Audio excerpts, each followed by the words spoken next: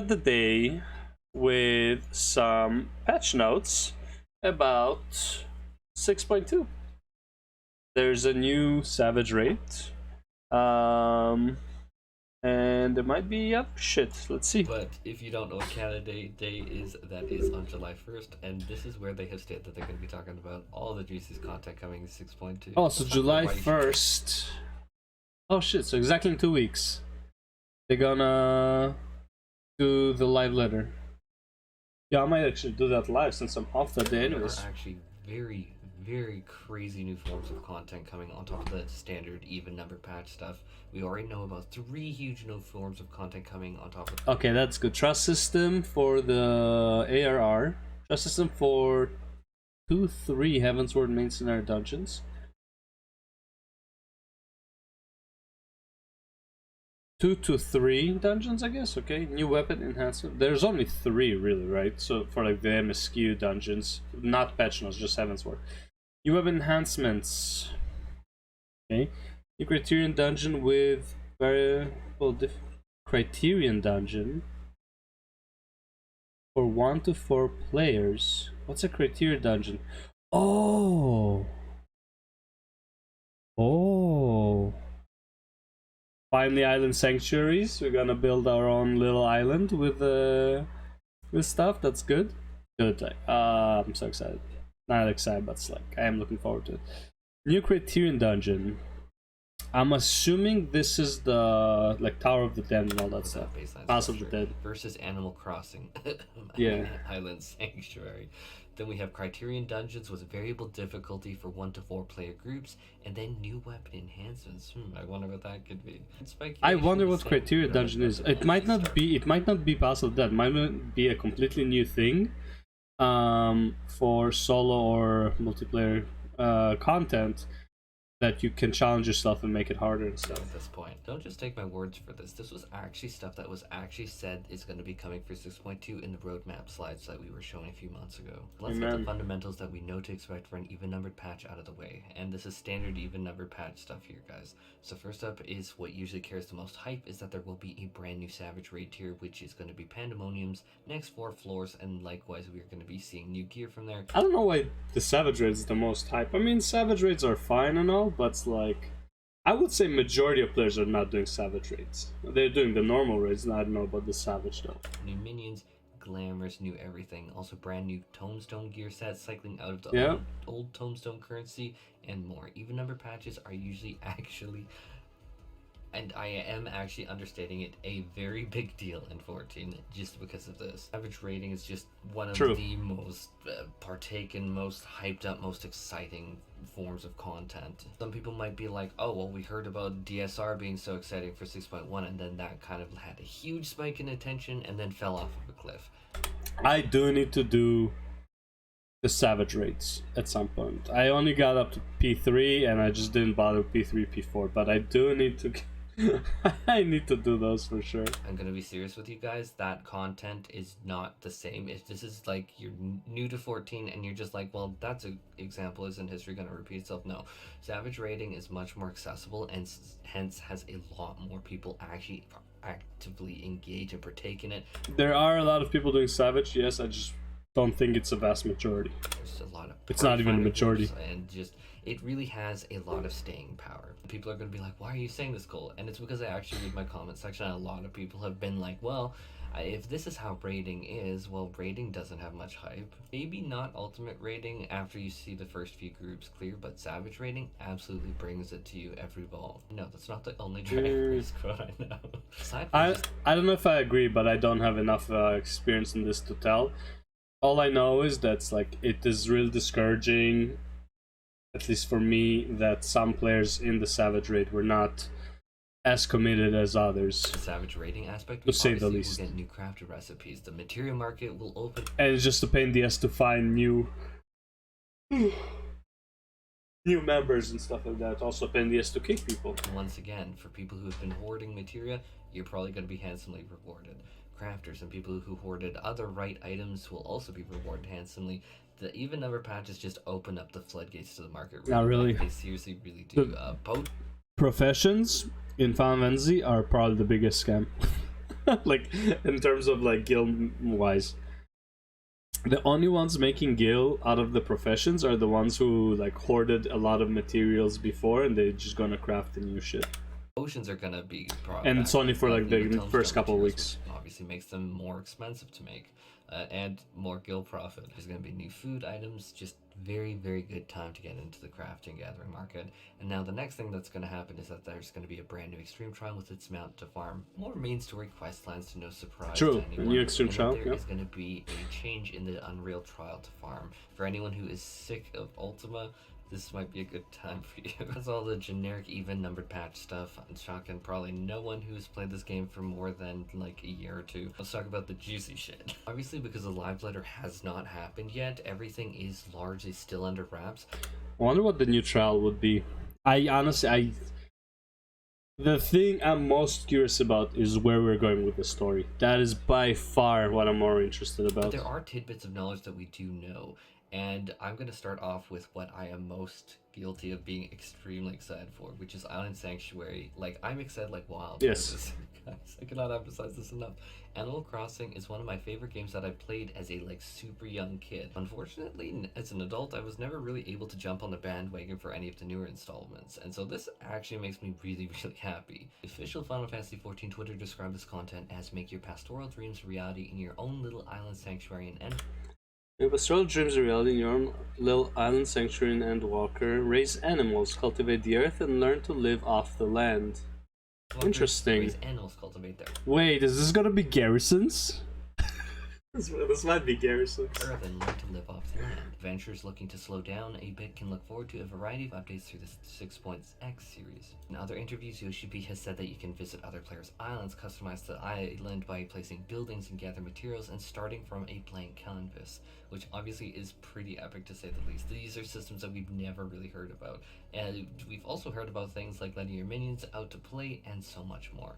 What makes this even more exciting is that Yoshi said that Island Sanctuary is intentionally playing different than many things implemented previously, which is actually kind of mind-blowing to say the least, since they are deviating so much from the what was initially suspected to just be another version of housing, another version of gardening as we've known it that some people speculated on, and it's like Yoshi just went in here and was like, whoosh, no, it's completely different, completely smacking all the people. See, this is what I like the most about Final Fantasy, that I feel like a certain other MMORPG does not get. MMORPG is a world where you get to do shit that you don't do in real life. So like having like dungeoning and all that stuff, like killing mobs, that's cool, right? But it's like there has to be more in the world than killing shit. You know, it's just like it's a world. It's like, what are the attractions? What do people in that world go to do for fun? Like not like NPCs. What do these NPCs do for fun? Right? What are you as an adventurer supposed to do for fun aside from adventuring? Where do you relax? Like, is there like a spa? Is there like a gym? Is there like an amusement park? Is there like a casino?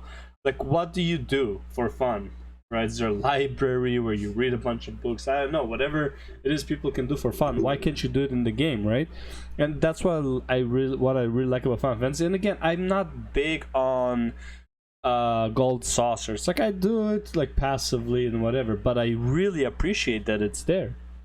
And it's like the island, I don't like, bro, people are probably gonna have like way better islands than me by far, because I'm not gonna put that much effort into it, but I will enjoy it to an extent, right? I will play around with it. Same with the housing, same with like what's it called, I went to like an RP house party, whatever. It's like that's cool, you know.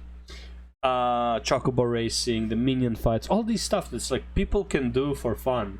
It doesn't have to be progress. And it's like, I view it not as much as oh, this is side content you can do. I view it as something that is a part of the world that NPCs, if you were to, like, you know, you die and reincarnate in a different world and you go to this world in Final Fantasy XIV, what would you do for fun aside from being overpowered because you're the MC and get to kill a bunch of shit, right? It's like, what would you do for fun?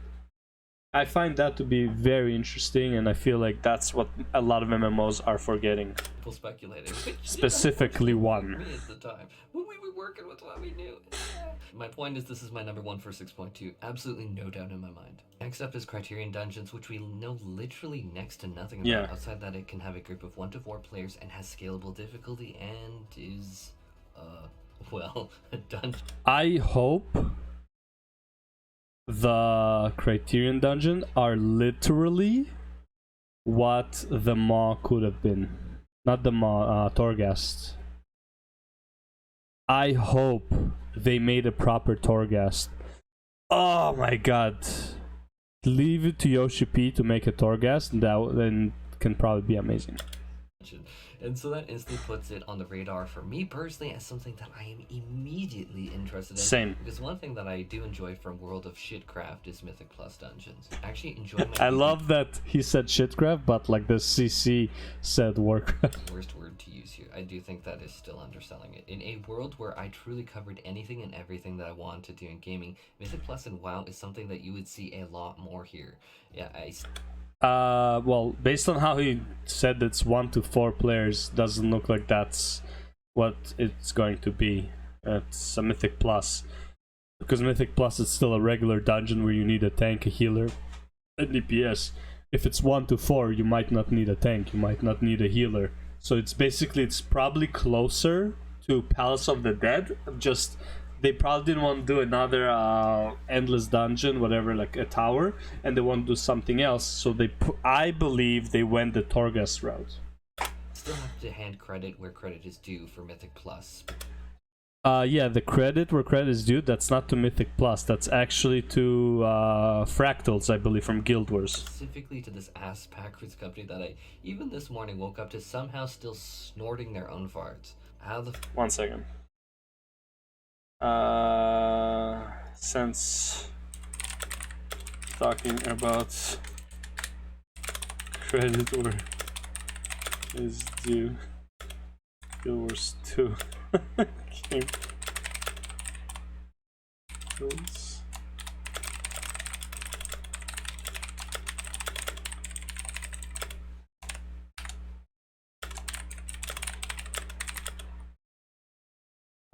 Update. Yeah, M Plus was fun.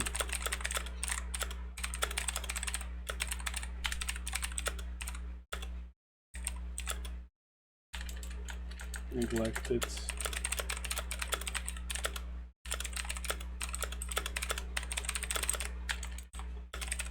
With something great with cooler fixes. The fuck this is possible? I don't know, but apparently it is. At risk of bloating this video with further speculation, I'm gonna just cut it short here and say the current meta idea that a lot of people are talking about is that this is like Mythic Plus. Now to clarify something, is that this is not the same as deep dungeon content coming. A lot of people are just like, oh, is this a form of deep dungeon content? No. Deep dungeon content is slated to be coming in patch 6. Oh my god, so there's gonna be a deep dungeon as well in 6.3. And another ultimate? 3. Obviously this has content to keep an eye for. Because oh yeah, they did say there's gonna be 2 ultimates in Endwalker. Dude, they are blowing it out of the water with content. Saying, Jesus Christ, bro. Oh, that needs to be that rehashed. I don't think that enough credit's being given due to the 14 devs. They are working their asses off. Like straight up, man. For this shit. Now finally, this brings us to our last of the 3 points of 6.2 that I'm not gonna lie, man. I do not have time to learn the extremes, the ultimates. I want to, but I also don't, like, it's not that I don't have time at all, it's more like there are other things I would rather do with the small amount of time I have available to me. If I was like, you know, professional streamer, you know, it's like in Stream for Life, bro, I would be all over the ultimates, the extremes, and all that stuff. I literally can't. Like, it is impossible for me to actually take the time and learn and do those fights while there's other shit I want to do. Like, I can't put aside, like, if I could put aside 2 days, 3 days of just Final Fantasy, I'm on it, but I can't, man. There's like I need to log into V Rising for a bit to do like my daily stuff. I have the YouTube videos that I watch. I have anime that I watch. I have manga that I read. I have the Final Fantasy 14 daily stuff and weekly stuff that I have to do on the one character. I have to do the I want to do the MSQ right on the second character. I'm like halfway through Stormblood. Want to get to Shadowbringers and to Endwalker already because I want to see it again, right? And it's like, when am I gonna do the extremes? Now we're gonna have the islands. I also want to do Chocobo racing, make a proper Chocobo, right? I want to see if I can get into the pet battle stuff. It looked kind of interesting but kind of weird at the same time, so I want to look into that. There's just so much that I want to do. And again, I have Elden Ring that I played, and I kind of want to get back to it when they patch stuff, and I want to play with somebody, like, with somebody, right? Maybe start Guild Wars 2. Like, I have so many things I want to do, but I just don't have the I'm time. excited about, which is this ambiguous weapon enhancement section, which I haven't heard or seen any real news on. I'm actually curious if anything has been released. I've tried searching. I haven't heard. I hope weapon enhancement is like enchanting and it's just a glow to every weapon. Like you can just enchant your weapon with something and it glows. Anything about this. What we know though from the years is that every expansion there is a brand new relic weapon series. This is also sometimes called a weapon enhancement because you start with a basic weapon and then you upgrade. That's probably what it is over though. and over again. Realm Reborn was the weapon enhancement system called the Zodiac Weapons series, and then upgrading that base weapon using like things like Atma grinding, which still does haunt me to this day. Heaven's Ward was run Arf until you barf for poetic kilnstones. Your Stormblood was Eureka, which was honestly, I'm not gonna lie, underrated. Those NM Notorious Monster Trains had some excellent memes in chat. Also, dude, Eureka is fantastic. I loved Eureka. I still love Eureka. If I had more time, I would go back to it. I'll probably do Eureka on the new character. Like to make a guide, like a playthrough of Eureka, and make a more appropriate guide to the stupid guide that I made.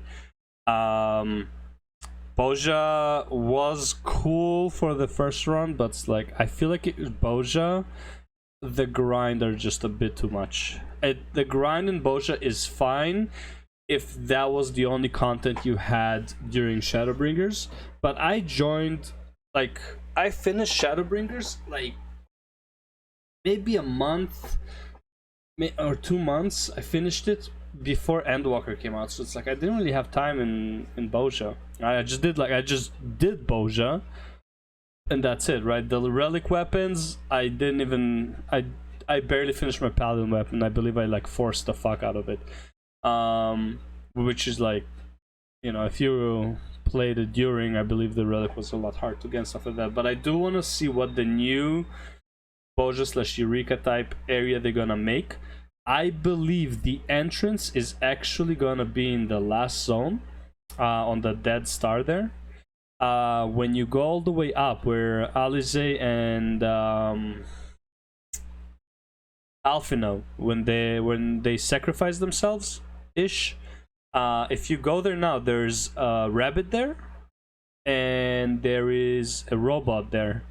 I forgot the names of both the races, and like the kid rabbits and the robots, and they're doing something. They talk about like something that sounds like it could be an alternate universe or something like that, but like basically something that sounds like a Eureka zone or a Boja zone. Memes was the name of the special skills that you could use in Eureka. I'm not even joking, guys. I love it so much. And then there was Boja, which I still consider absolute peak content.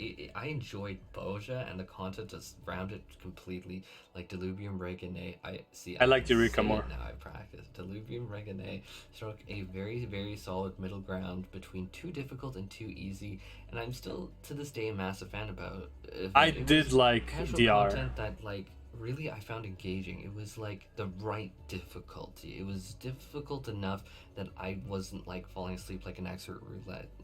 Peace and love. I love y'all. I would say the bosses in Boja were more interesting than Eureka. Eureka was kind of like you just demolish a boss. Like there's no need for to know anything really, unless like you're super under the resistance level. In Boja, like you actually had to know the fights. The only thing that was annoying to me in Boja was the solo challenges. If you are perfect in a fight, getting into the solo challenges and learning the solo challenges it's really annoying, because it's not like you can learn it as you do it. You only have like one shot, and if it's your first time, whatever, and it's like you don't get to practice it often enough as well, right? So it's like it's really hard to practice a boss where you don't actually get to fight him almost ever. But it's not like you're gonna read a guide before. But it also wasn't so difficult that I thought that I was going into Savage. I like it. It's kind of like Extreme Trials. It's just like casual, like just like kind of like easy to pick up popcorn kind of food. I really am a fan of that kind of difficulty, because it's so easy to pick up and put down whenever you want. But I digress. But Boja also had duels, Castor Malacca Sator, Dal Riata. I just enjoyed nearly every single aspect of Boja. Nice limit break, bro. Oh my god. Oh, the limit break. Oh. What? Anyhow, that is it. That is what we can look forward to for patch 6.2. I hope everyone got something neat and excited from this video. I am actually genuinely excited for so many parts of it. Like, new raid tier, hello, just that alone is super exciting. Not a fan. There are incredibly awesome things coming, and I'm actually so excited for 6.2. Not a fan and not a fan. Actually, Astrologian sounds interesting. We did it, or did we? Last Masters promo. Yeah. 6.2 does sound really good. I want to see what that new dungeon thing is. Where is it? I want to see this, what Criterion dungeon is. Dude, I am totally down for some solo challenge content. That would be fucking great. I would love to do that. And I can't call Palace of the Dead solo challenge, because Palace of the Dead, you easily solo to like 170 and then you get disconnected like 173 and you have to start over. That's not hard, that's annoying. But yeah, that was Cole Evyx. Apparently he's Canadian, based on this, but where is it? Based on this. But yeah, okay, that's cool. Yeah, I am excited. Well, excited is a strong word.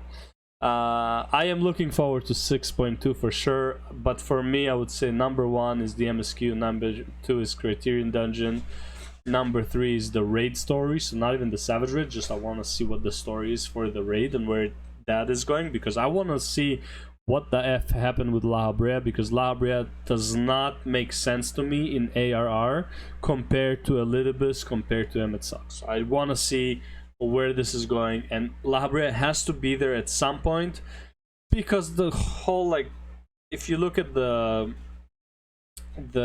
image for Pandemonium, FF14 XIV Pandemonium, right, images, this is La Habrea, right? You see this La Habrea, so it's like I want to see what this is about. We know this is La Habrea, and like the whole dungeon is about La Habrea. We are walking around with his son. I'm pretty sure his son is the La Habrea we actually fought in what's it called, in ARR. I believe he's not the actual La Habrea. I believe his son is the La Habrea that we fought. But yeah. Anyways, that was Evyx. Give him a like, get him to 10 billion, quadrillion, quintillion subs and likes. And also, give me 1 too, please. Please. Alright, anyways. On to the next one.